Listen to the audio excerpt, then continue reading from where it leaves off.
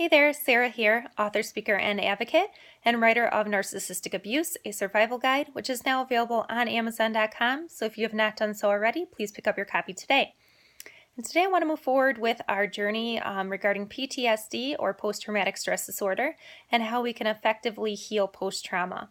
I know we've discussed a lot about mindfulness techniques and how these techniques can help reel our thoughts away from the past and the future and refocus them on the present, so that we have a solid understanding of where we're at physically, mentally, and emotionally. We can learn to accept this, and we can also think about next steps that will help us in our healing journey. And these techniques are extremely useful and extremely helpful, especially after practice and understanding how to use them in order to get a solid understanding of where we're at, which is important in order to, move forward in a healthy manner.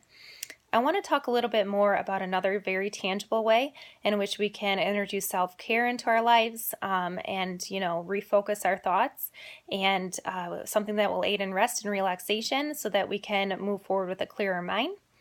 And that is just the ability to travel or get away from our daily circumstances and our to-do lists, and be able to take just a few days to ourselves in order to re-engage with who we are and where we're at internally as well as externally.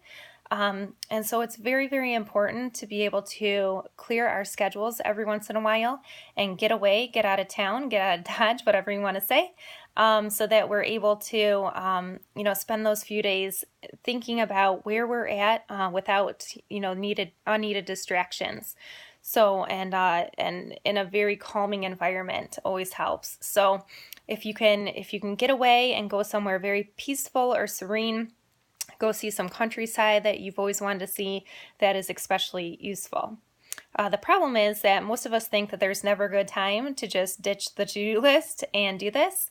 So what I would suggest is to plan far enough in advance in order to put some safeguards into place so that you know that things are taken care of while you're gone and you're not constantly having to worry about them.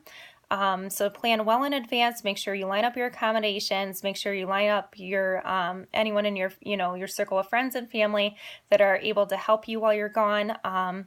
Make sure you have someone to fill in for you at work, or someone that can take over for a few days. And just always remember that it's very, very important to ensure that we take this time for ourselves, that we deserve it and we're worth it, and it's important to our healing. And so we can't feel that guilt of just, stepping away for a minute. We tend to live very full, long lives for many years. And so taking a couple of days to ourselves is really no big deal. And it's actually very well warranted. So I would suggest getting away and planning well in advance. And this will definitely help you to refocus and re-engage and start fresh when you get back. Best of luck.